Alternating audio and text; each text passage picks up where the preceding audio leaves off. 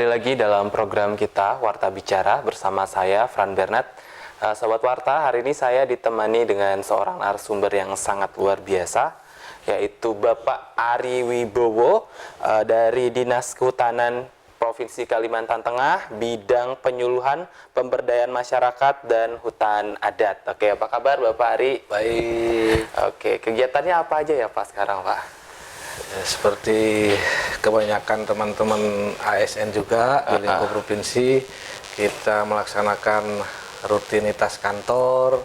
Kalau selain di dalam kegiatan perkantoran, kegiatan apa aja Pak? Kita juga ikut kegiatan-kegiatan di lingkungan masyarakat, kegiatan-kegiatan olahraga, kegiatan di komplek-komplek perumahan. Olahraga apa nih Pak yang biasa Pak? Olahraga. Kita biasa rutin ya mencoba jogging. Jogging, oke. Ya. Selain jogging ada lagi? Mungkin untuk sementara itu ya. Itu ya. Oke Pak. Kita langsung soal hutan nih Pak. Hari ini kan kita karena dari Dinas Kehutanan Provinsi, kita akan ngomong tentang hutan aja langsung ya. Saya mau tanya, perhutanan sosial itu apa sih Pak ya? Jadi begini, perhutanan sosial sebenarnya satu skema pengelolaan hutan yang dirumuskan oleh Kementerian Lingkungan Hidup dan Kehutanan Jakarta terkait dengan bagaimana mengakomodir akses kelola oleh masyarakat, yang notabene masyarakat itu sudah dari dahulu kala eksis tinggal bersama-sama dengan lingkungan hutan yang ada di sekitar kehidupan mereka. Jadi intinya bagaimana pemerintah mampu mengakomodir keinginan masyarakat sehingga mereka pun mampu berkontribusi untuk pengelolaan hutan secara lestari. Oke. Biasa kalau pemerintah menyediakan apa aja ya Pak dalam pengelolaan perhutanan sosial? Sebenarnya yang paling penting adalah pemerintah sudah menyiapkan regulasi. Regulasi yang mengatur tentang tata cara persetujuan pengelolaan perhutanan sosial. Nah, yang sekarang yang kita jalankan adalah regulasi Peraturan Menteri Kehutanan nomor 9 tentang pengelolaan perhutanan sosial.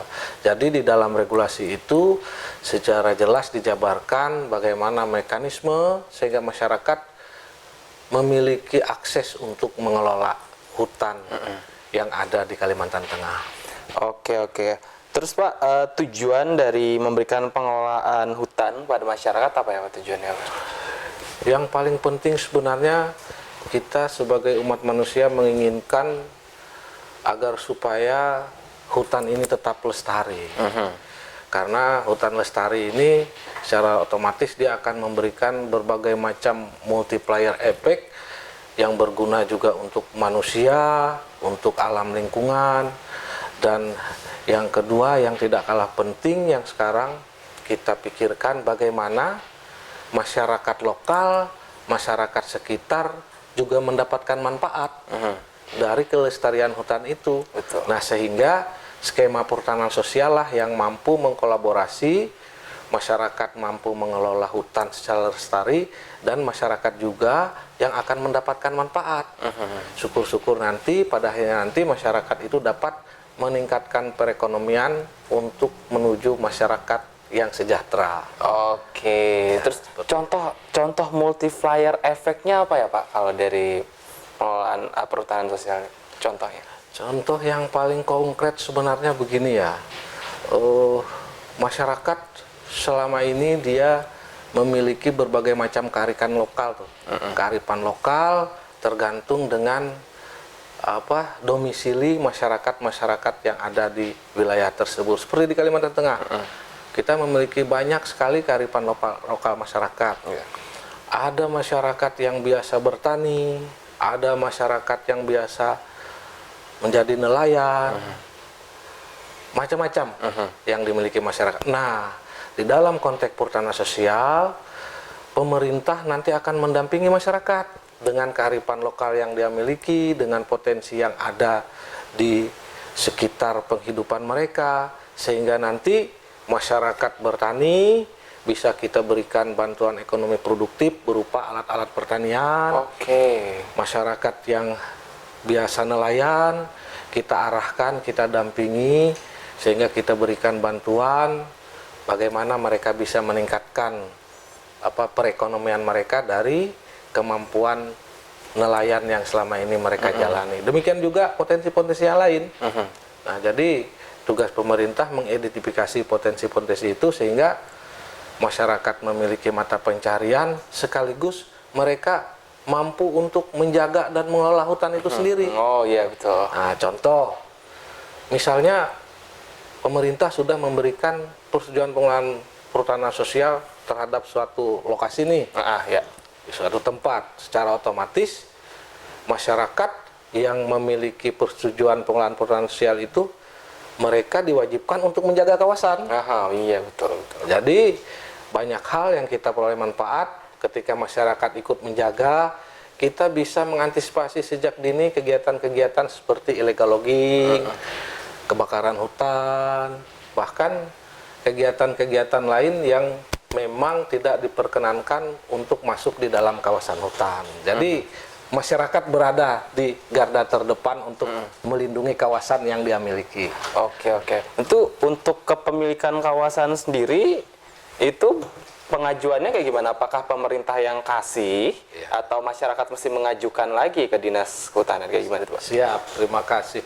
Sebenarnya di dalam peraturan Menteri Kehutanan, Menteri Lingkungan Hidup dan Kehutanan nomor P9 sebenarnya sudah sangat jelas, tetapi bisa saya berikan ringkasan, gambaran secara umum.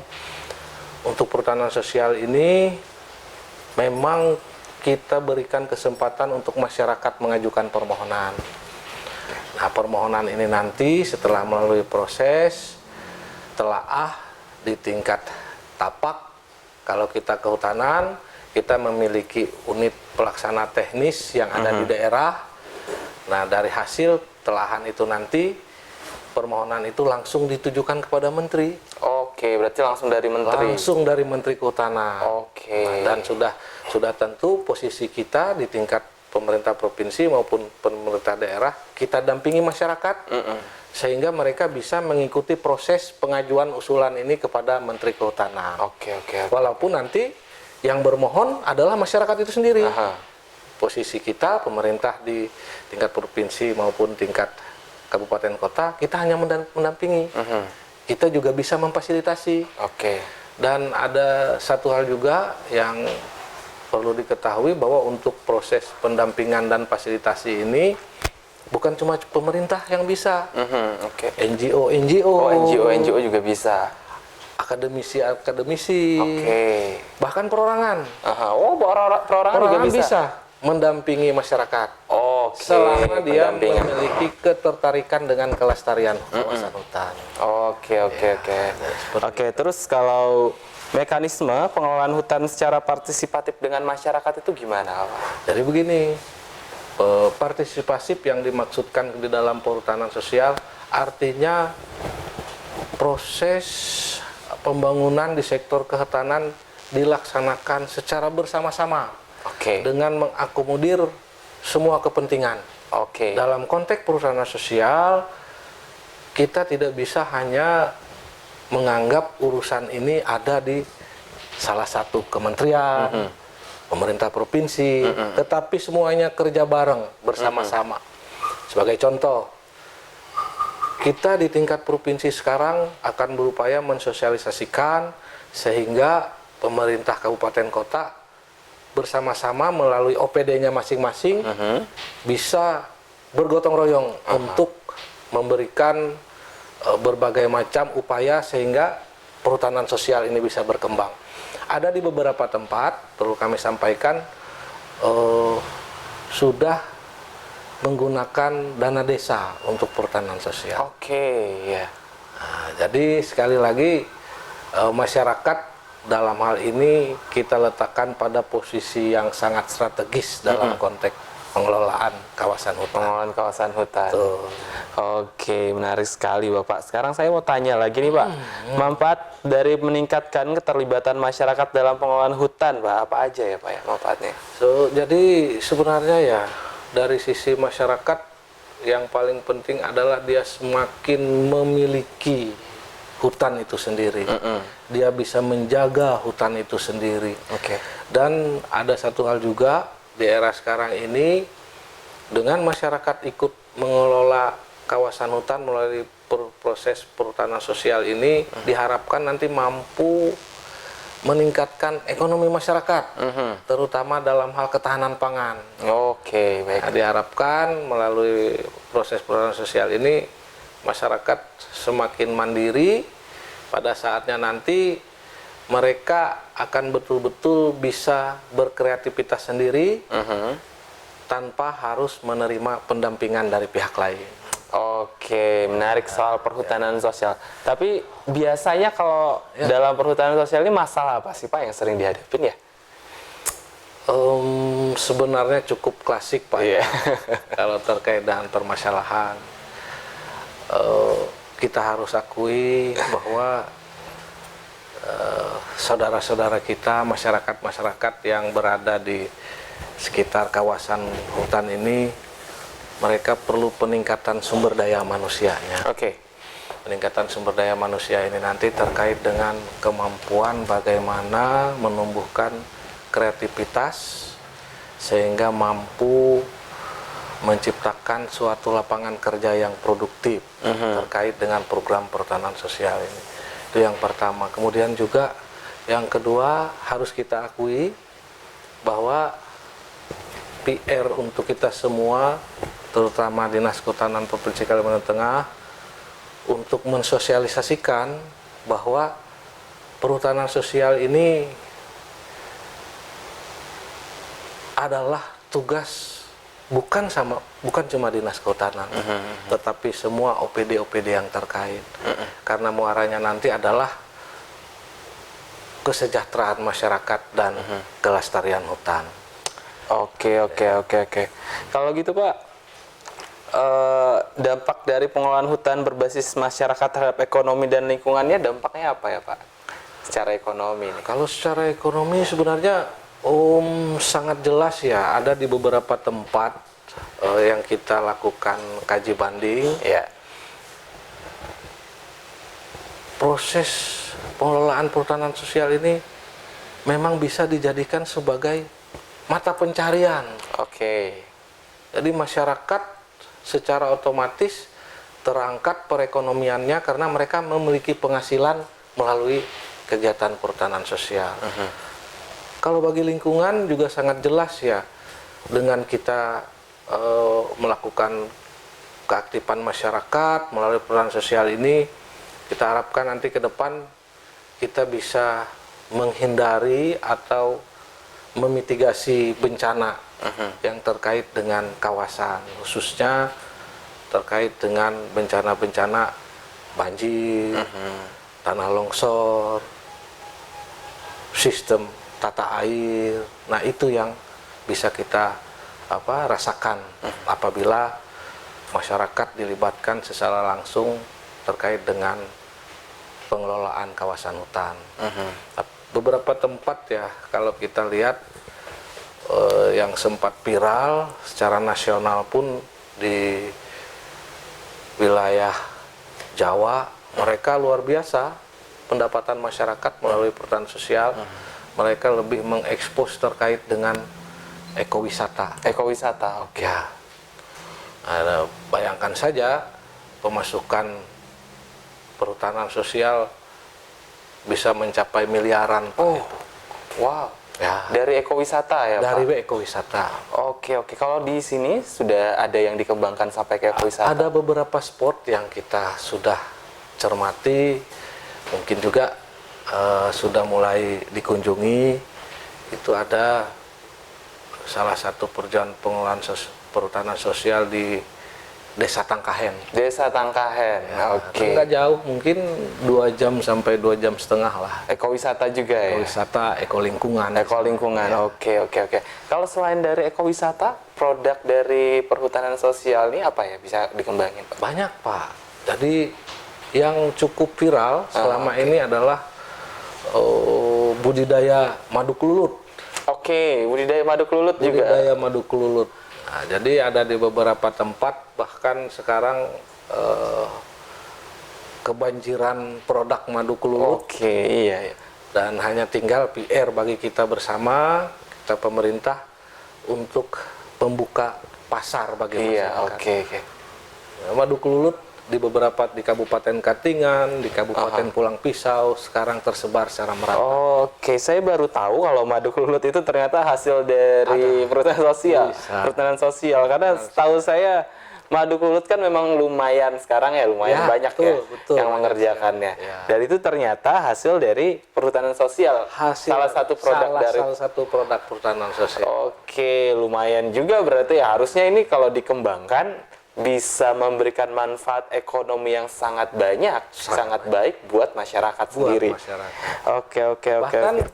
hampir kelupaan juga kalau memang bisa dikelola secara baik, kita atur regulasinya seperti apa, mungkin arahnya nanti bisa juga untuk pendapatan asli daerah, Pak. Oke, baiklah. Nah, jadi bukan cuma untuk pendapatan masyarakat secara ekonomis, tapi nanti dipikirkan regulasi sehingga itu bisa memberikan pemasukan bagi daerah. Oke, menaikkan PAD kita juga Menaikkan ya. PAD kita juga. Oh, manfaatnya berarti lumayan gede. Lumayan gede. Lumayan banyak ya kalau begitu, Pak. Terus tapi kan kalau Ya. di samping potensi, di samping yang baik pasti ada juga dong penyalahgunaannya. Pernah ketemu nggak, Pak, penyalahgunaannya?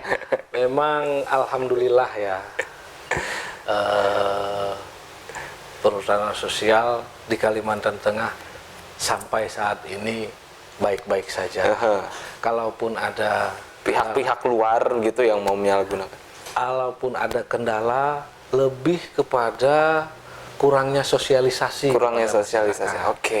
Karena terus terang masyarakat Dayak pada umumnya di Kalimantan Tengah, mereka sangat dekat dengan hutan. Oke, betul, Pak.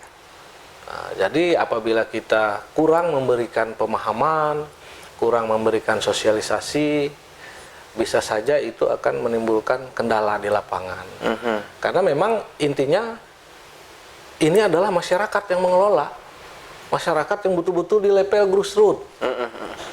Sehingga perhutanan sosial ini adalah salah satu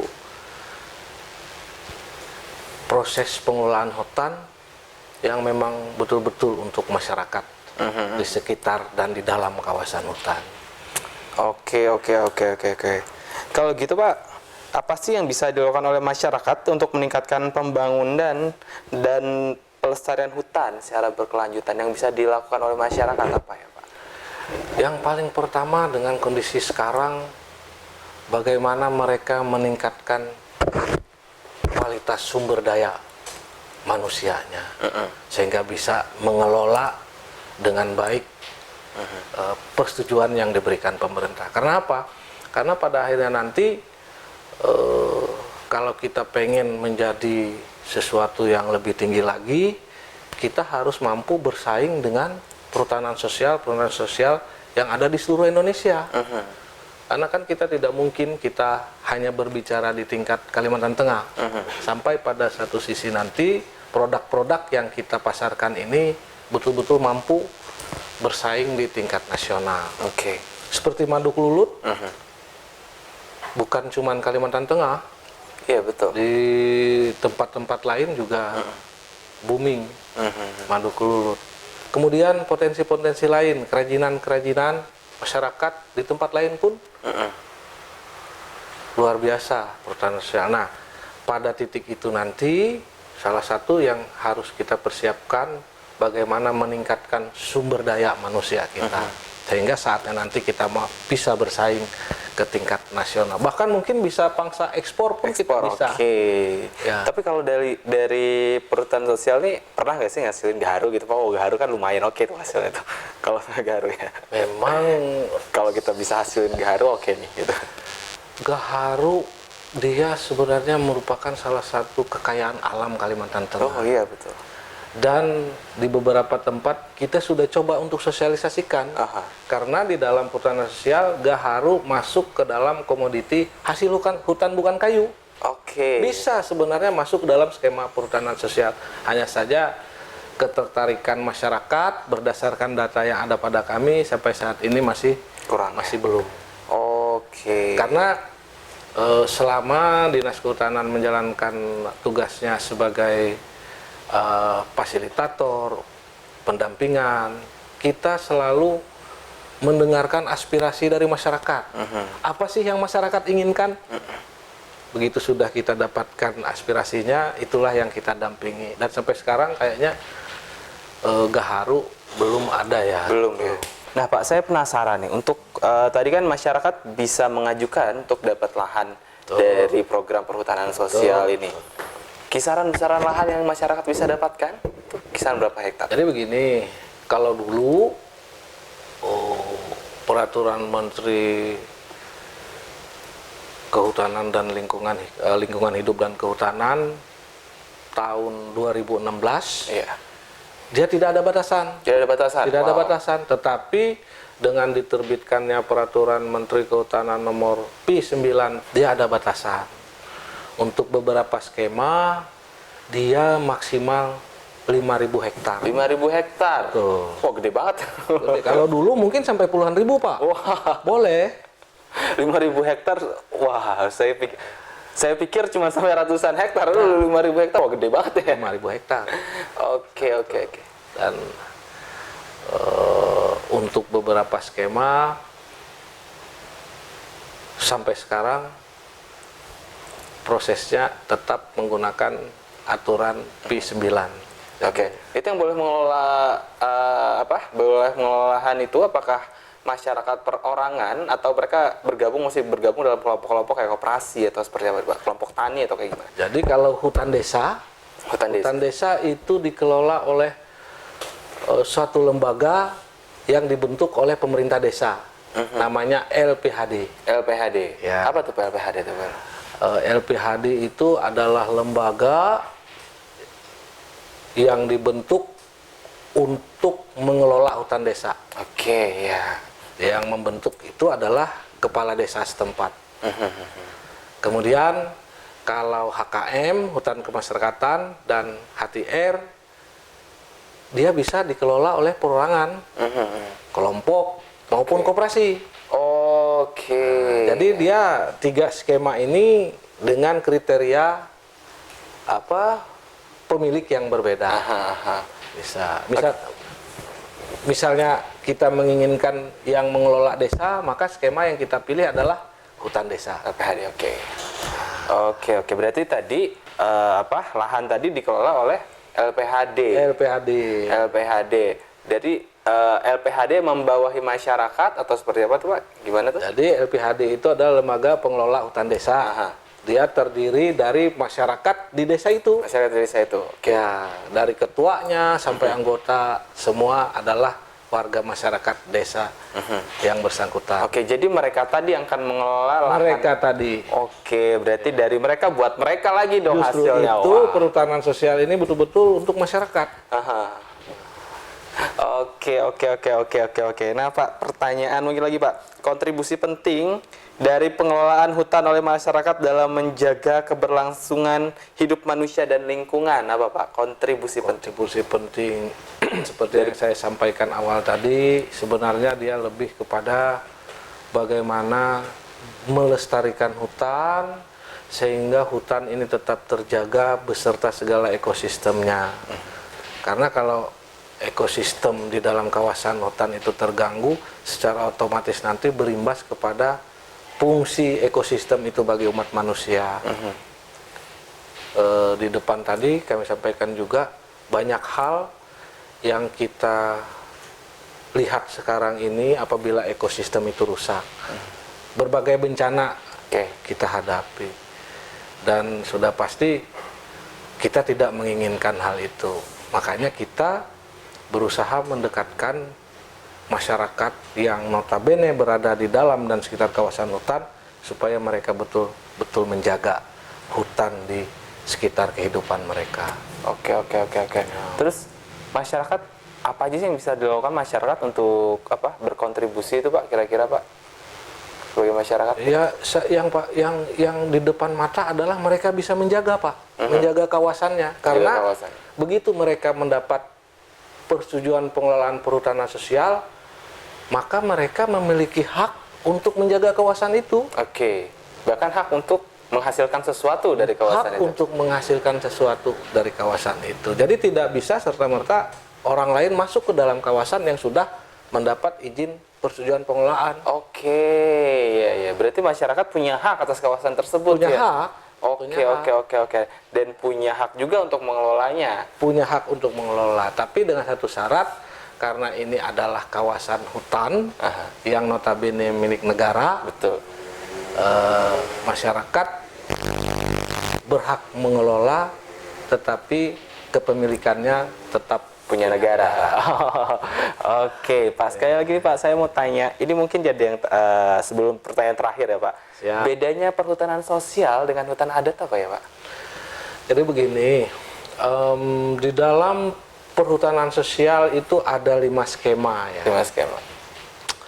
Yang pertama hutan desa, yang kedua hutan kemasyarakatan atau HKM, yang ketiga hutan tanaman rakyat atau HTR, yang keempat apa yang Bapak sebutkan tadi, hutan adat, Hutan adat. Oh. yang kelima kemitraan. Oh, berarti itu bagian Dari perhutanan sosial. Untuk di Kalimantan Tengah, hutan adat dan kemitraan ini sampai tahun 2022 Kalimantan Tengah hanya memiliki 1 hutan adat. 1 hutan adat. Ya, kemudian 1 kemitraan. Dari total izin persetujuan pengelolaan perhutanan sosial sebanyak 205 unit. Oke. Jadi memang kecil sekali. Hutan adat ini hutan apa sih sebenarnya, Pak? Hutan adat ya? Hutan adat ini adalah suatu kawasan hutan yang dipercayakan pemerintah dikelola oleh masyarakat hutan adat. Nah, jadi biasanya daerah-daerah yang dianggap memiliki hubungan dengan adat istiadat masyarakat setempat. Dan yang paling penting, pengusulan hutan adat ini adalah harus memiliki masyarakat hukum adatnya. Oke, iya.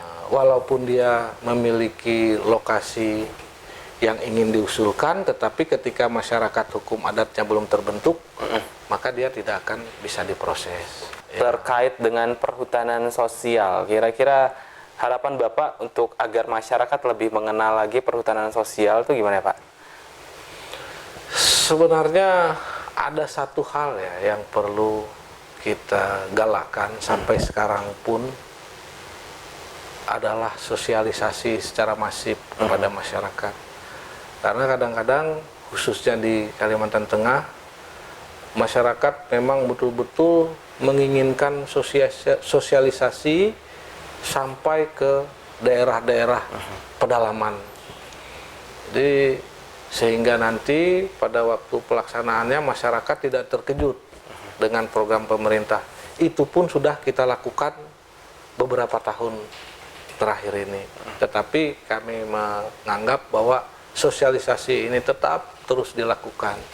Itu yang pertama untuk masyarakat di pedalaman. Yang kedua, perlu juga sosialisasi untuk pemerintah kabupaten maupun kota, sehingga nanti pengelolaan perhutanan sosial ini bukan hanya di tingkat provinsi, tetapi juga sampai ke tingkat kabupaten kota, sehingga semua OPD mulai tergerak menyalurkan programnya untuk kegiatan perhutanan sosial. Oke, Pak. Sekarang saya mau tanya lagi nih, hubungan perhutanan sosial dengan visi misi gubernur apa ya, Pak ya? Jadi begini, bahwa kita sangat bersyukur perhutanan sosial ini sudah masuk di dalam rencana strategis Dinas Kehutanan Provinsi Kalimantan Tengah yang merupakan penjabaran visi dan misi Bapak Gubernur dan Wakil Gubernur Kalimantan Tengah, dan sudah tertuang di dalam RPJMD 2021-2026. Kita harapkan juga perhutanan sosial ini bisa mewujudkan Kalteng semakin berkah ke depan. Amin. Oke. Keren sekali obrolan kita hari ini dengan Bapak Ari tentang perhutanan sosial.